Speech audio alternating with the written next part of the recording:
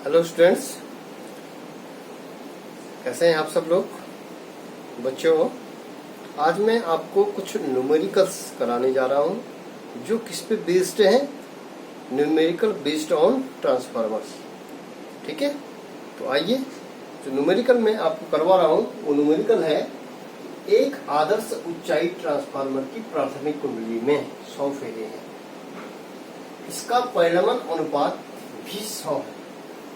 न्यूएसी voltage तथा शक्ति क्रमशः 220 वोल्ट तथा 1100 वाट है।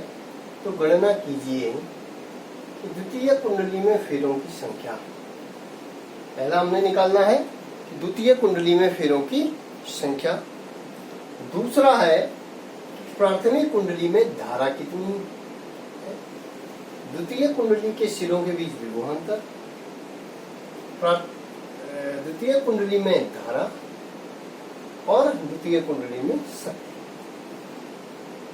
ठीक है, तो बच्चों, जैसा कि मैं आपको बताया मैंने कि जो एक आदर्श ट्रांसफार्मर होता है उसमें जो शक्ति क्षय होता है वो क्या होता है, शून्य होता है। मतलब कि जितना प्राथमिक कुंडली में जितना वोल्टेज जा रहा है दूसरी कुंडली में भी, द्वितीय कुंडली में भी उतना ही वोल्टेज हमें प्राप्त हो रहा है। मतलब जितनी धारा प्राथमिक कुंडली में हम प्रवाहित कर रहे हैं तो हमें दूसरी कुंडली से भी उतनी ही धारा प्राप्त हो रही है। ठीक है, तो उसको कहेंगे हम, जितनी शक्ति हमें प्राथमिक कुंडली से प्राप्त हो रही है उतनी ही शक्ति हमारी क्या होगी, द्वितीय कुंडली से होगी, द्वितीय कुंडली में से प्राप्त होगी। तो ये कहलाता है आदर्श ट्रांसफार्मर। ठीक है, तो बच्चों आइए शुरू करते हैं कि द्वितीय कुंडली में फेरों की संख्या। क्योंकि आप जानते हैं कि जो द्वितीय कुंडली में फेरों की संख्या, आप जानते हैं द्वितीय कुंडली में फेरों की संख्या बटे प्राथमिक कुंडली में फेरों की संख्या। ठीक है, द्वितीय कुंडली का वैद्युत वाहक बल बटे पहले कुंडली का वैद्युत वाहक बल। द्वितीय कुंडली के सिरों के बीच जो विभवांतर है Vs और प्राथमिक कुंडली के सिरों के बीच जो विभवांतर है Vp,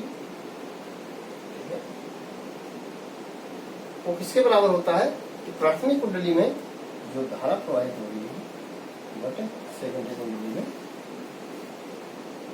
सेकेंडरी कुंडली बोले तो IS। ठीक है, का जो अनुपात होता है वो किसके बराबर होता है, R के। प्राथमिक कुंडली में, सेकेंडरी कुंडली में फेरों की संख्या और प्राथमिक कुंडली में फेरों की संख्या का अनुपात। प्राथमिक कुंडली, सेकेंडरी कुंडली का वैद्युत वाहक बल, प्राथमिक कुंडली के वैद्युत वाहक बल का अनुपात, सेकेंडरी कुंडली के सिरों के बीच विभवांतर और प्राथमिक कुंडली के सिरों के बीच विभवांतर का अनुपात, और प्राथमिक कुंडली में प्रवाहित होने वाली धारा और सेकेंडरी कुंडली में प्रवाहित होने वाली धारा का जो अनुपात होता है वो किसके बराबर होता है, R के बराबर, जिसको हम कहते हैं ट्रांसफॉर्मेशन रेशियो। मतलब ये हुआ परिणमन अनुपात। ठीक है, अब हम देखेंगे, हमको क्वेश्चन में दिया गया है, हमारे पास दे रखा है, हमारे पास जो है प्राथमिक कुंडली में फेरों की संख्या दे रखी है। ठीक है, वो है 100। ठीक है, और R दिया गया है 100। ठीक है, न्यूएसी इनपुट जो वोल्टेज हो जाएगा, जो Vp दे रखा है वो दे रखा है आपका प्राथमिक कुंडली का जो वोल्टेज है वो 220 वोल्ट तथा प्राथमिक कुंडली का जो शक्ति न्यूएसी जो शक्ति इनपुट जो शक्ति P इनपुट में दिखा रहा है जो शक्ति है वो 11,000 वाट या 1100 वाट, 11,000 वाट है। ठीक है, ये हमारे पास क्या है, 1100 वाट है। ठीक है, ये हमारी 11,000 नहीं बल्कि क्या है 1100 वाट है। ठीक है बच्चों, तो हमने निकालना क्या है, हमने निकालना है कि जो पहले जो कंडीशन हमने पहला जो क्वेश्चन आंसर, द्वितीय कुंडली में फेरों की संख्या, द्वितीय कुंडली में जो फेरों की संख्या होगी वो हो जाएगी NS/NP बराबर R के। इसलिए NS बराबर क्या हो जाएगा R इंटू NP। R दे रखा है 100, ठीक है, NP दे रखा है आपका 100। प्राथमिक कुंडली में फेरों की संख्या तो ये हो जाएगा 1 2 3 4 10,000।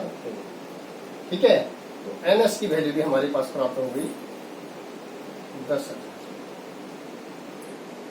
क्लियर है सबको। दूसरी चीज, दूसरा हमें पूछा गया है प्राथमिक कुंडली में धारा, प्राथमिक कुंडली में धारा। अब चूंकि आप जान रहे हैं कि प्राथमिक कुंडली में जो धारा होती है वो हमने निकालना है, आईपी निकालना है। क्या निकालना है, आईपी निकालना है। तो हमने आईपी निकालने के लिए, चूंकि आपका जो है हमें बी वाला पोर्शन है, चूंकि जो शक्ति होती है प्राथमिक कुंडली की जो शक्ति हो जाएगी वो हो जाएगी V P into I P. प्राथमिक कुंडली में हमें धारा निकालनी है, तो चूंकि हमारे पास प्राथमिक कुंडली की शक्ति दे रखी है और प्राथमिक कुंडली का वोल्टेज दिया गया है, तो हमारा जो आईपी निकल जाएगा, आईपी बराबर हो जाएगा पी शक्ति जो है प्राथमिक कुंडली की शक्ति अपॉन प्राथमिक कुंडली का वोल्टेज। तो शक्ति हमारी कितनी निकल है 1100 वाट अपॉन वीपी है हमारा 220 वोल्ट। प्राथमिक कुंडली का जो वोल्टेज है वो 220 वोल्ट है। तो ये हो जाएगा 0 से 0 कैंसिल। ठीक है, 11 दूना 22, 10 2 5 10। तो वो वाट प्रति वोल्ट ये क्या हो जाएगा एम्पियर। ठीक है, ये हमारा जो है आईपी हमारा निकल गया। ठीक है, वीपी भी निकल गया, आईपी भी हमारा निकल गया, कितना 5 एम्पियर। ठीक है, तीसरी चीज हमारे पास है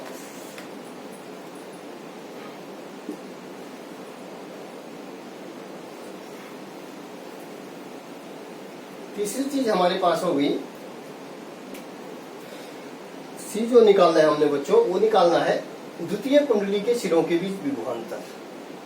तो चूंकि हम जानते हैं हमारे पास जो है R बराबर VS/VP, इस फॉर्मूले से हम सब कुछ हमारा निकल जाएगा।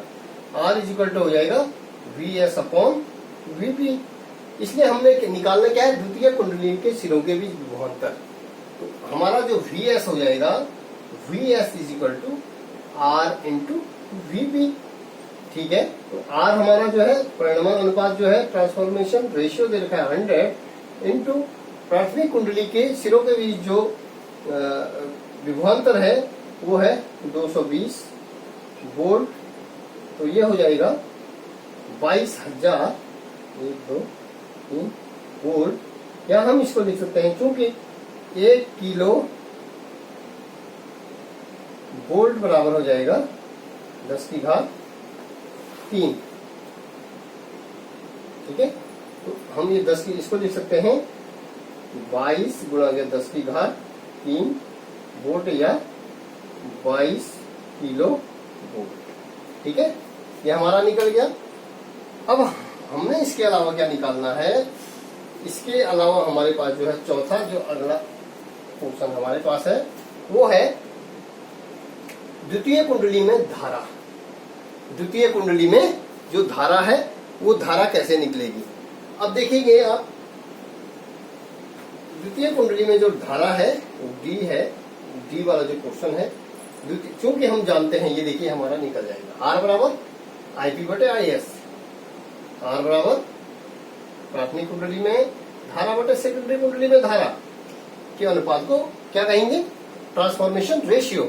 तो हमारा जो आईपी है, आईपी जो है हमारा 5 एम्पियर हमने निकाल रखा है। तो हमने जो है निकालना क्या है, हमने जो निकाला है द्वितीय कुंडली में जो धारा है वो हो जाएगा आई एस बराबर आईपी अपॉन आर। आईपी की वैल्यू है 5 एम्पियर अपॉन आर की वैल्यू है 100। तो ये हो जाएगा 20 पंजे 100, ठीक है। तो ये हो जाएगा 1/20, इसका मतलब हो जाएगा आप देंगे तो ये हो जाएगा 0.05 एम्पियर। ये आपका क्या निकल गया,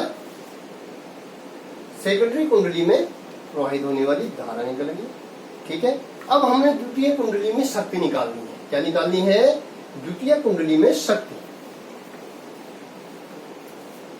द्वितीय कुंडली में जो शक्ति होती है, ई वाला जो पार्ट है, ई का जो है द्वितीय कुंडली में शक्ति, आप चूंकि आप जानते हैं जो शक्ति होती है वो किसके बराबर होती है। अब द्वितीय कुंडली की बात मैं कर रहा हूं तो द्वितीय जो इनपुट प्राथमिक कुंडली की शक्ति, power of primary coil and power of secondary coil, ये हो जाएगा VS IS, ठीक है। तो हमारा जो है VS की वैल्यू हमारे पास निकाल रखी हमने। तो VS हमारे पास है, VS है हमारे पास, VS हमने निकाला था।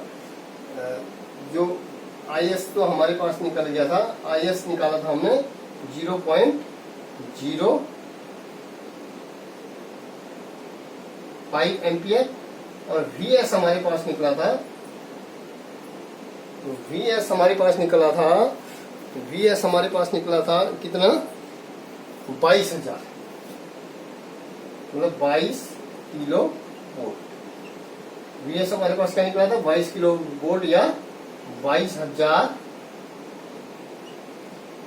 किलो वोल्ट उनको 0.05 एम्पियर। तो ये हो गया बच्चों, ये हो गया, गुणा करके आप देखेंगे ये हो गया 1100 वाट के हमारा निकल गया। जो जो पावर है सेकेंडरी कुंडली की वो जो है इसको कैलकुलेट करके ये हमारा वोल्ट है और ये हो जाएगा आपका वोल्ट इंटू एम्पियर, क्या हो गया वाट, ठीक है, 1100 वाट। तो बोलने का मतलब है आप देख रहे होंगे कि प्राथमिक कुंडली की जो शक्ति है वो भी 1100 वाट है और सेकेंडरी कुंडली की जो शक्ति हो जाएगी वो क्या हो जाएगी 1100 वाट। तो कहने का मतलब है कि जो ये आदर्श जो ट्रांसफार्मर है, आदर्श ट्रांसफार्मर उसको कहेंगे जहां पर शक्ति क्या होगा, शून्य होगा। शक्ति शून्य का मतलब प्राथमिक कुंडली में जितनी शक्ति, प्राथमिक कुंडली की जितनी शक्ति होगी उतनी ही हमें द्वितीय कुंडली की शक्ति प्राप्त हो रही है। तो इसके बाद जो है बच्चों में जो दूसरा जो है एग्जाम्पल, यहाँ पे दूसरा एग्जाम्पल मैं शुरू करने जा रहा हूँ। इसके लिए मैं बच्चों जरा साथ जो है आप समझ लेंगे।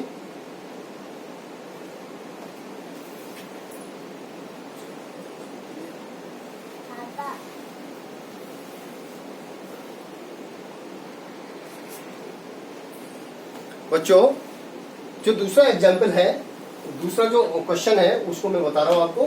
किसी परिपथ में एक प्रत्यावर्ती वोल्टेज V, समीकरण V बराबर 40 साइन 100 पाई t वोल्ट से प्रदर्शित होता है।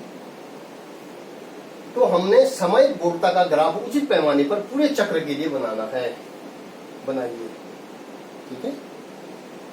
हमारे पास जो जनरल समीकरण दे रखा है, जो जनरल समीकरण होता है V बराबर V0 साइन ओमेगा t।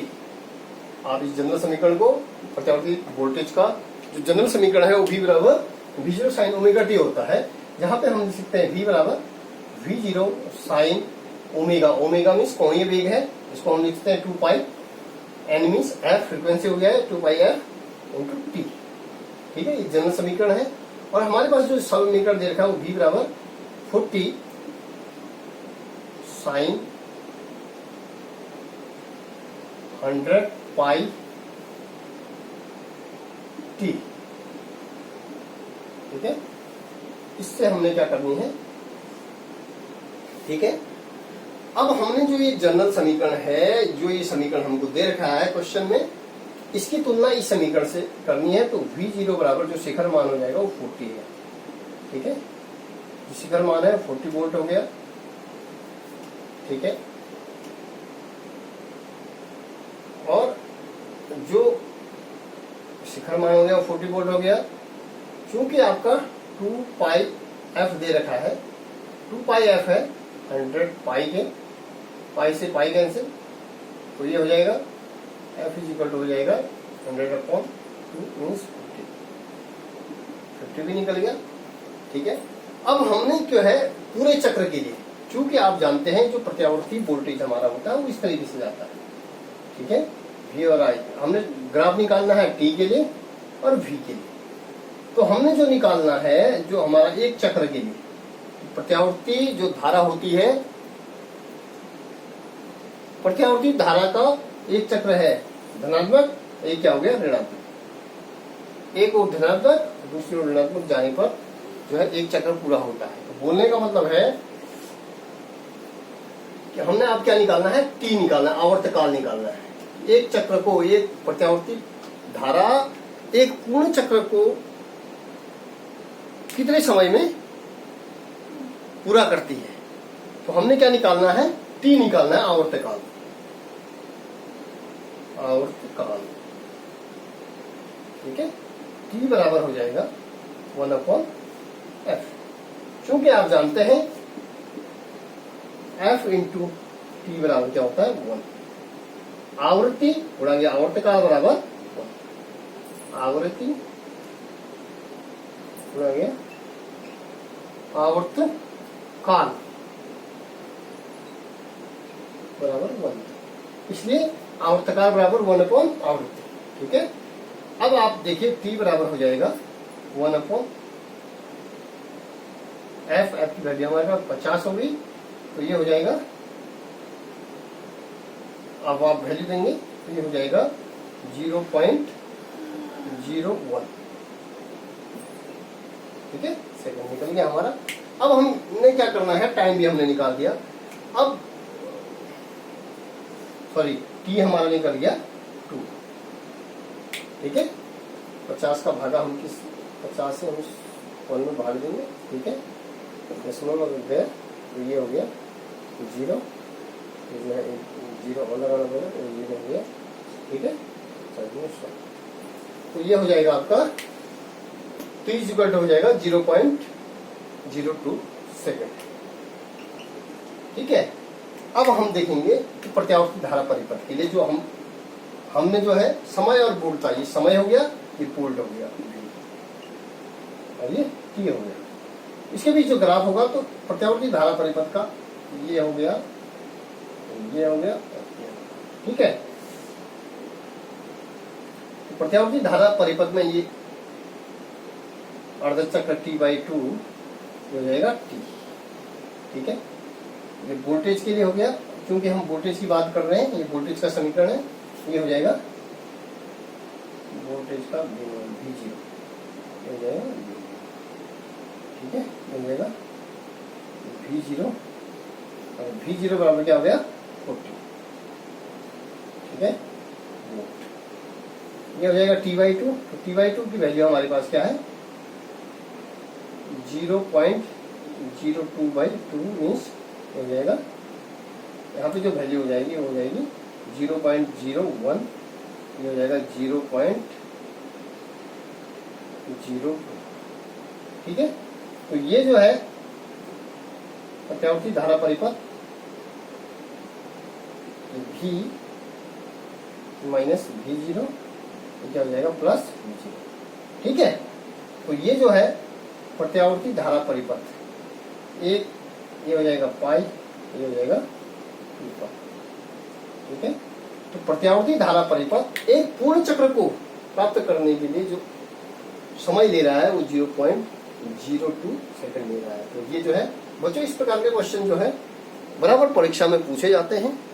तो आप जो है मुझे उम्मीद है कि आप इन क्वेश्चनों को कराने के बाद आप जो है भविष्य में परीक्षा में इन क्वेश्चनों को करने में सक्षम हो जाएंगे। धन्यवाद।